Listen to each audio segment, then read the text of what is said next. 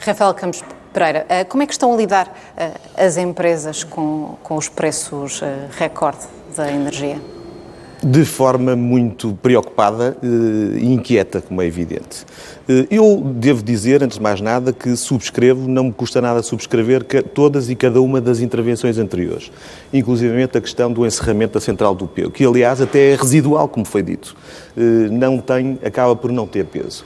Mas a questão não começa aqui, a questão começa com a política europeia que está a ser desenvolvida.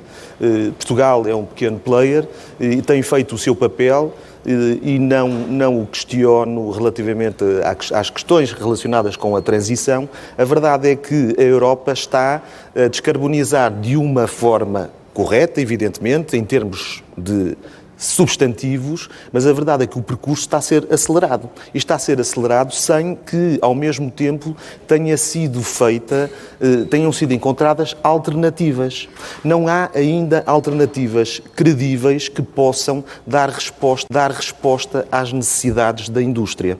A descarbonização deve ser feita, mas o que acontece é que, ao estarmos a fazer como estamos a fazer em termos europeus, o que acontece é que estamos a ficar, pelo menos numa fase de transição, dependentes de economias altamente carbonizadas e, ainda por cima, com sistemas políticos menos transparentes, para utilizar um eufemismo.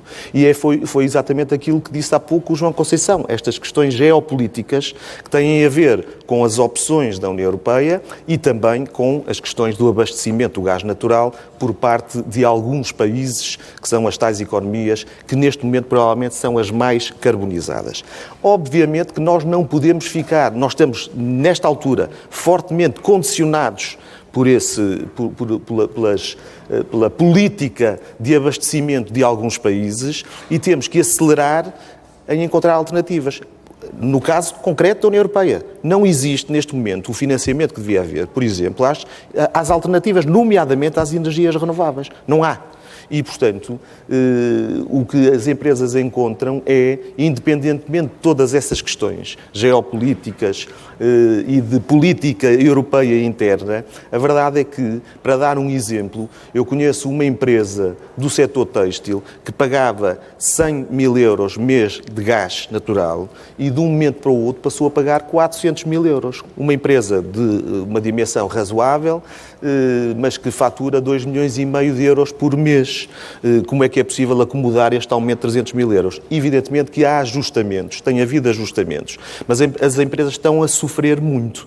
Também é verdade que nos últimos anos, muitas empresas em muitos setores, e nomeadamente aquele que eu conheço melhor, que é o setor metalúrgico e metalomecânico, também fui citado como vice-presidente da CIP, mas também vice-presidente da IMAP, do setor metalúrgico e metalomecânico, e a verdade é que tem havido um percurso de muito e crescente eficiência energética. Esse é um ponto fundamental. As empresas têm investido no sentido de dependerem de a fatura energética pesar menos nos seus fatores de produção. Isso está a acontecer. Como também está a acontecer, e no caso do setor metalúrgico e metalomecânico isso é uma realidade, a possibilidade de compras de energia em grupo. E isso também tem ajudado, e nomeadamente em 2021, ajudou muito a amortecer todas as empresas que aderiram à compra de energia em grupo promovida pela IMAP continuam a pagar 55 euros o megawatt. Ora, quando no mercado livre, neste momento, suponho que hoje estará nos 212 euros, isto mas é ao dia, mas chegou a estar nos 281. E, portanto, obviamente, aí está uma medida e uma iniciativa que as próprias empresas tomaram que as ajudou muito a ultrapassar esta dificuldade. Mas é uma realidade. Os aumentos são brutais. E há pouco o João Conceição referiu a acomodação e a redução das tarifas de acesso, 94%, mas é verdade que é a partir do dia 1 de janeiro de 2022. Neste momento, nestes últimos meses, as empresas, nomeadamente aquelas que estão no mercado livre, viram quintuplicar aquilo que, em alguns casos, entretanto houve ajustamentos e houve redução, mas viram aumentos muito significativos, não só na energia elétrica, como no gás natural. Esperamos, e é verdade, a previsão é que, e no dia 1 de janeiro, o corte nas tarifas de acesso aos consumidores industriais, de facto, vai compensar os eventuais aumentos que possam acontecer, mas, voltando à pergunta que me fez, vemos com grande expectativa, com muita preocupação, até por causa da instabilidade gerada por todas as razões que aqui foram enunciadas, nomeadamente as geopolíticas. Tem grandes desafios pela frente neste contexto. Sentem-se suficientemente apoiadas? Agora também é a minha vez de discordar do Secretário de Estado, João Galamba. Ou melhor, se calhar não é discordar mais da forma como ele leu as minhas palavras. Eu não, acho que ninguém de bom senso entra num debate na televisão e diz que não se deve descarbonizar, mesmo que pense. Porque hoje em dia... Sim, mas independentemente de pensar, é tão impopular que isso até revelaria... É até perigoso. Pouco. Sim, enfim, mas não sei se será... Sim, em alguns casos também.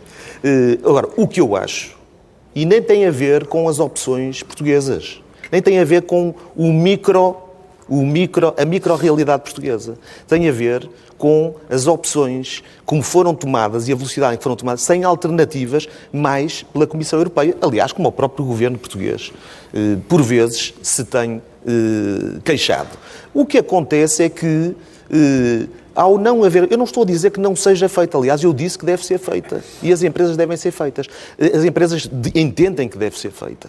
O que acontece é que, neste momento, nós não temos condições de transferir, de fazer essa transição simultânea de um conjunto enorme de empresas. Nem o sistema está preparado, nem as empresas estão preparadas. Muitas delas não estão, muitas delas têm ainda mais dificuldades do que outras. Temos um conjunto enorme de pequenas e médias empresas em Portugal. Temos também grandes empresas que implicarão enormes investimentos. Muitas delas têm feito um trabalho relevantíssimo, mas é preciso dar tempo para que as empresas possam fazer essa transição. E aquilo que eu questiono é a opção europeia de estar a acelerar de uma forma que não dá tempo às empresas. Provavelmente a questão Portugal, nós temos os elementos indispensáveis para o efeito, temos vantagens comparativas com a Letónia, ou a Lituânia, ou a Estónia, ou a Polónia. É verdade que temos. É verdade que eles também terão outras vantagens comparativas noutros fatores de produção. Neste caso concreto, nós podemos ter.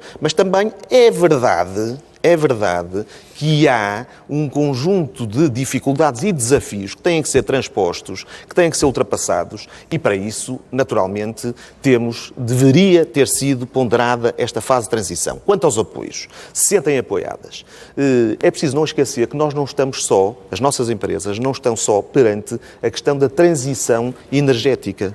Em simultâneo, nós estamos a enfrentar uma série de aumentos a todos os níveis.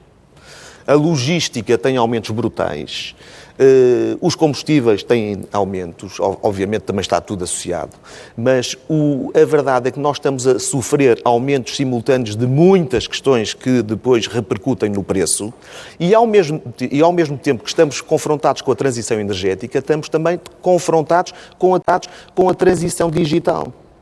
E esse é um desafio tão grande ou se calhar maior.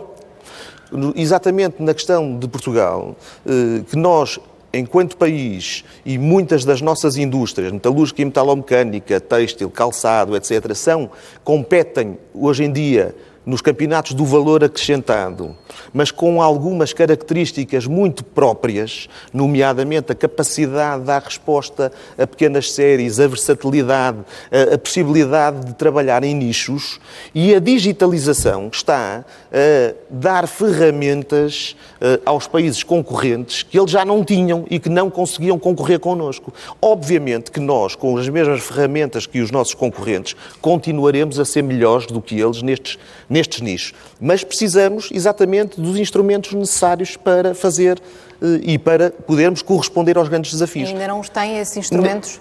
Neste momento nós estamos a trabalhar nesse sentido. No caso concreto dos setores industriais em Portugal, há muitos que estão a trabalhar com o Inesctec, nomeadamente, e estes setores, os três que eu referi, trabalham muito com o Inesctec.